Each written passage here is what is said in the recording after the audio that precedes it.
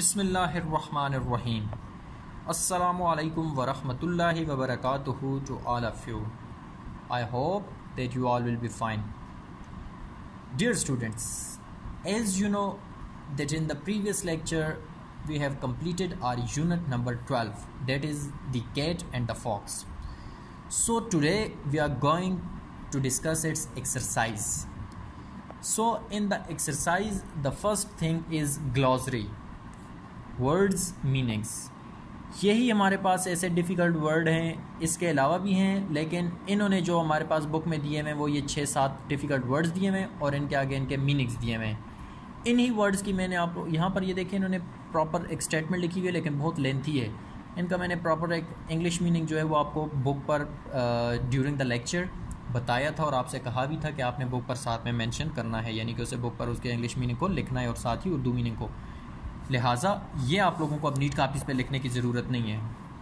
अब हम लोग सिर्फ इन्हें एक बार डिस्कस कर रहे हैं और पढ़ के बता रहा हूँ आपको कि इनमें हमारे पास कोई ऐसा डिफ़िकल्ट वर्ड जो कि आपको प्रोनाउंस करना ना आता हो तो वो आपको पता चल जाए। So the first word is tricks. Tricks that its meaning is a skillful act performed for entertainment और amusement.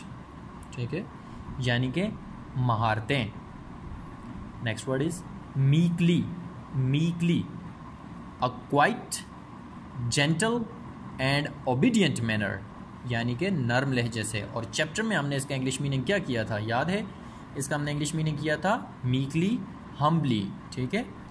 Next word is insultingly, insultingly, its English meaning is causing or intending to cause somebody to feel insulted, यानी कि तौहीन आमेज़, तौहीन आमेज़। Books को open करना है, page 122, अभी मेरे mind में मैंने आपको क्लियर कर दूं, पेज नंबर 122, 122 सफ़ा ओपन करना है। हाथ में पेन या पेंसिल लेनी है। ये जो हमारे पास ये जो वर्ड्स मीनिंग लिखे हुए हैं इनकी उर्दू में हमारे पास मीनिंग आपने बुक पर साथ में लिखते जाना है। ठीक है। सो इंसल्टिंगली तक पहुँचे थे, तौहीन आमेज़। Next word is wiles, wiles, clever tricks that somebody uses in order to get what they want or make somebody behave in a particular way, यानी कि चालें, चालें, चालीस नहीं है, चालें। ठीक है। Next word is chaser, chaser, you will have to pronounce that word is chaser, not chaser. Chaser chase से निकला हुआ है, ठीक है, पीछा करने वाला। और अब इसके मीनिंग देखते हैं, इंग्लिश मीनिंग बुक में क्या मेंशन किया हुआ है कि a person or animal who follows somebody or something, यानी कि पीछा करने वाला। Next one is dare, dare, to be brave enough to do something, यानी कि जुर्रत।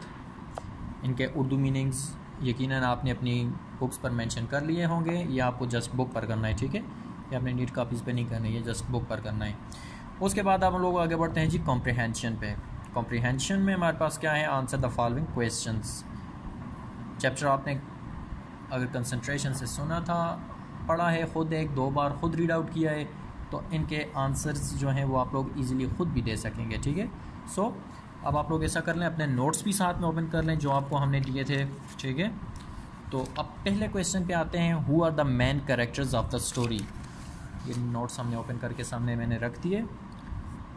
तो who are the main characters of the story, यानी कि ये जो कहानी हमने पढ़ी है, मेन कैरेक्टर हमारे पास होते हैं कि जो मरकज़ी किरदार होते हैं, जो कि मेन कैरेक्टर होते हैं। एक माइनर होता है और एक मेजर होता है या मेन होता है। ठीक है। सो जिनका बीच में ख़ास किरदार है कहानी में, तो वो हमारे पास कौन से हैं इसके main characters? The cat and the fox are the main characters of the story, यानी कि इस कहानी के जो मेन किरदार हैं उनमें कैट और फॉक्स है। Question number 2. Are there any minor characters in the story? If so, who are they? क्या इस कहानी में कोई माइनर कैरेक्टर भी हैं? अगर हैं तो वो कौन से हैं?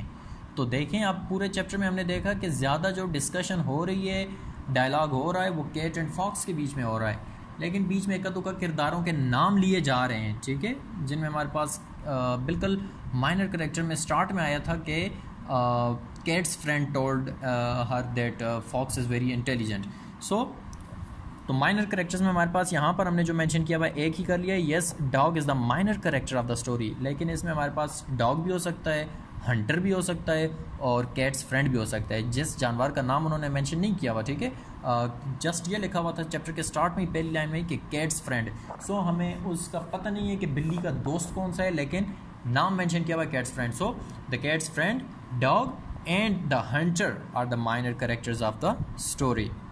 Question number 3, why was the fox proud of himself, कि लूमड़ी को अपने आप पर क्यों फ़ख्र था, ज़रूर था, वो मुतकब्बिर क्यों थी। Explain with reference to the story, कहानी को मद्देनज़र रखते हुए आपने क्या करना है, इसका जवाब देना है। तो इसका आंसर क्या हो जाएगा, the fox was proud of his tricks, लूमड़ी को अपनी चालों पर बहुत ज़्यादा गरूर था, ठीक है, यानी कि वो कहती थी कि मैं बेश बहुत चालें जानती हूँ, मेरे पास जितनी चालें हैं, मकारियाँ हैं, वो किसी जानवर के पास नहीं है। तो इसकी बात कर रहा है कि the fox was proud of his tricks. He said to the cat, उसने बिल्ली से क्या कहा था, I am the master of 100 arts and wiles, मैं हज़ारों, मैं सैकड़ों चालों और फ़नून के बारे में जानती हूँ या उनकी माहिर हूँ। सो इस वजह से वो बहुत ज़्यादा प्राउडी थी। Question number 4, how did the cat save herself from the dogs, बिल्ली ने अपने आप को कुत्तों से, यानी कि वो जो शिकारी कुत्ते आए थे उनकी बात कर रहा है कि उनसे बिल्ली ने अपने आप को कैसे बचाया था। अब बिल्ली को तो सिर्फ एक ही चाल आती थी और वो थी दरख्तों पर चढ़ना, तो इसी को हमने कन्वर्ट कर लिया है आंसर में। तो आंसर क्या हो जाएगा, the cat climbed up the tree to save herself from the dogs, बिल्ली ने cat climbed up the tree, बिल्ली दरख्त पर चढ़ गई, टू सेव हर सेल्फ, अपने आप को बचाने के लिए, फ्रॉम द डॉग्स, कुत्तों से, बिल्ली कुत्तों से अपने आप को बचाने के लिए दरख्त पर चढ़ गई। अब इस क्वेश्चन में भी एक चीज़ आपने नोट की होगी, ये मैं आपको स्टार्ट में और प्रीवियस लेक्चर में भी मैंने आपको ये बताया था, और हर वीडियो में इस तरह से तब बता रहा हूँ कि जब हमारी क्लासेस स्टार्ट हो जाएं, या वैसे भी आप लोग जनरली भी कभी भी ये मिस्टेक ना करें। और वो बात क्या है कि क्वेश्चन में जब कभी हमारे पास डिड आएगा, ठीक है, जब कभी हमारे पास डिड आएगा तो आंसर में हम लोग क्या करेंगे, वर्ब की सेकंड फॉर्म यूज़ करेंगे। सो यहाँ पर द कैट क्लाइंब अप हमने नहीं लिखा, बल्कि क्लाइंब्ड अप लिखा हुआ है, second form of verb use की हुई है। Question number 5, which character do you dislike and why, इस कहानी का ऐसा कौन सा किरदार है जिसको आप पसंद नहीं करते। अब आप पसंद तो नहीं करते किसी एक किरदार को, लेकिन साथ में रीज़न भी देनी है कि क्यों आप उसे नापसंद करते हैं। Why you dislike that character? Its answer will be that I dislike the fox because he always underestimates the cat. मैं लूमड़ी को नापसंद करता हूँ, या मैं लूमड़ी को नापसंद करती हूँ, because he always underestimates the cat, क्योंकि वो हमेशा क्या करती है, लूमड़ी बिल्ली को अंडर एस्टिमेट करती है, यानी कि उसको नीचे दिखाने की कोशिश करती है कि मैं तो हज़ारों सैकड़ों चालों और महारतों की माहिर हूँ, और तुम्हें तो कुछ भी नहीं आता, तुम बेवकूफ़ हो, तुम पुअर हो, बेचारी हो, ठीक है, ये सब वर्डिंग यूज़ कर रही थी। ये भी हम लोग कर सकते हैं, और साथ में आप लोग ये भी ऐड कर सकते हैं कि I dislike the fox because he always underestimates the cat and moreover the fox is proudy in nature, that's why we dislike her, या वी डिसलाइक हिम, ठीक है, हम उसे नापसंद नहीं करते क्योंकि वो अपने प्राउडी है, बहुत ज़्यादा मुतकब्बिर है, ज़रूर में होती है, इस वजह से भी हम इस करेक्टर को पसंद नहीं करते। Question number 6, who is your favourite character in the story and why. अब आपसे पूछ रहा है कि इस कहानी में आपका पसंदीदा किरदार कौन सा है।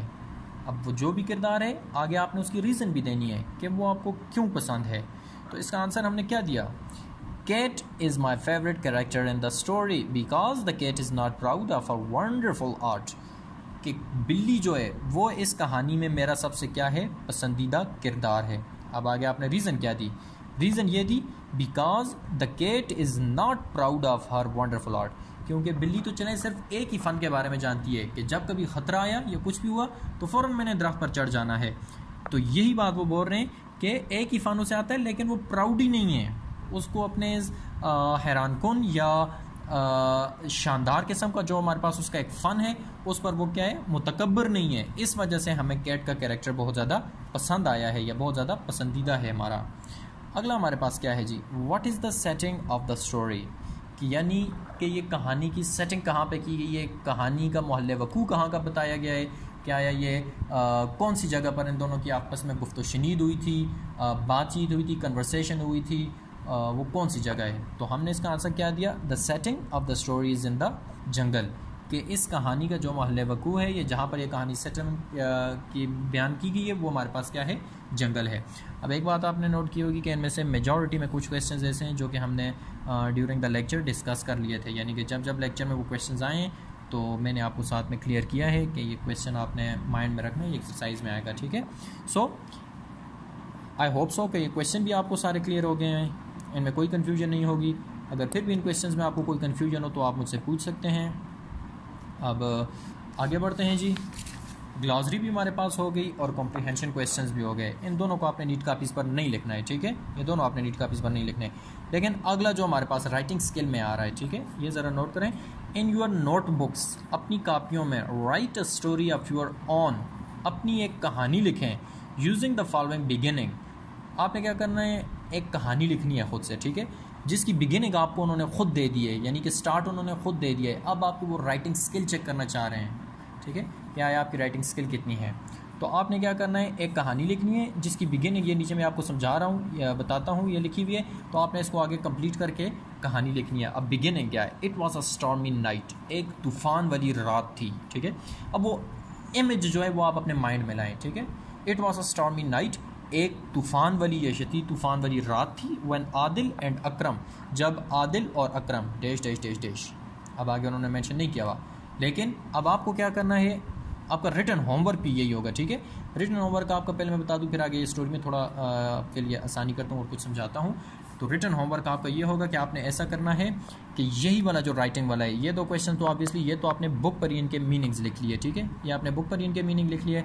ये आंसर द फॉलोइंग क्वेश्चन ये आप लोगों ने हमें लिख के चेक करवाए हुए हैं, भिजवाए हुए हैं, वो चेक कर लिए हैं। तो पीछे रह गया आप हमारे पास ये वाला राइटिंग स्किल, ये आपने अपनी इंग्लिश की नीट कापीज़ पर ही पहले ऊपर लिखना है आपने राइटिंग, ठीक है, और उसके बाद नीचे ये क्वेश्चन मेंशन करना है, और उसके बाद आगे कहानी स्टार्ट ले लेनी है कि it was a stormy night when Adil and Akram, एक तूफ़ान वाली रात थी जब आदिल और अकरम।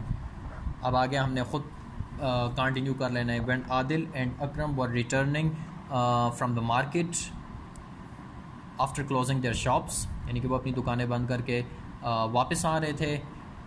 On the way they talked about ghosts, रास्ते में उन्होंने भूतों के बारे में बात की, ठीक है, एक ने दूसरे को कहानी सुनाई, दूसरे ने दूसरे को कहानी सुनाई, ठीक है, भूतों वगैरह के बारे में। Then suddenly they heard a rustling sound behind them or among the bushes, यानी कि उन्होंने झाड़ियों के दरमियान या किसी भी इस चीज़ में आप लोग बोल सकते हैं कि अपने पीछे सरसराहट की या कुछ सरगोशियाँ या कुछ आवाज़ सुनी। They both became very frightened, वो बहुत ज़्यादा खौफज़दा हो गए, बहुत ज़्यादा डर गए। They were very afraid, they thought that there is some ghost, उन्होंने ये सोचा कि यकीनन कोई भूत होगा, क्योंकि ऑब्वियसली वो भूत के बारे में बात कर रहे थे। अब आगे मैं आपको ख़ुद क्लियरेंस नहीं कर रहा, जाहिर सी बात है आपने अपनी राइटिंग स्किल चेक करनी है, तो आगे ये कर लें कि उन्होंने देखा तो वहाँ पर क्या था कि एक छोटा सा बिल्ली का बच्चा था जो कि सर्दी से कांप रहा था, चूँकि तूफ़ानी रात थी, बारिश लगी हुई थी, तो उन दोनों को उस पर तरस आ गया, तो वो उसे उठाकर घर ले आए वगैरह वगैरह। आगे हर एक बच्चे के माइंड में अपना एक इमेज होना चाहिए स्टोरी का, ठीक है। तो आपने ये वाली स्टोरी लिखनी है और इस स्टोरी को लिख के आपने इसकी एक पिक्चर लेकर बिल्कुल क्लियर, ताकि मुझे क्लियर हो, कहानी कम से कम 1 पेज तक होनी चाहिए ऑलमोस्ट, ठीक है। बाकी ये मेंशन नहीं है कि अगर आपसे कोई बीच में स्पेलिंग मिस्टेक होती है या वैसे कोई वर्ड गलत हो जाता है, इट डजंट मैटर, ठीक है, उसका कोई वो नहीं है, मार्क्स वगैरह कुछ भी नहीं है। लेकिन ये है कि जो बच्चा नहीं लिखेगा तो फिर जाहिर सी बात है वो एक बुरा अमल है, बुरा फ़ेल है, लेकिन आपने कोशिश ज़रूर करनी है, ठीक है। और फिर उसके हिसाब से मैं आपको क्लियरेंस दे दूँगा कि आपने कहाँ पे गलती की है या कहाँ से ठीक किया है, ठीक है। सो आई होप सो कि आज का लेक्चर आपको क्लियर हो गया होगा।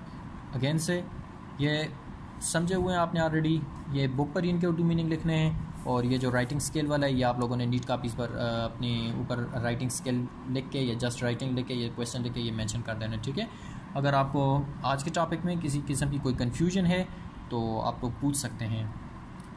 Thanks and have a nice day.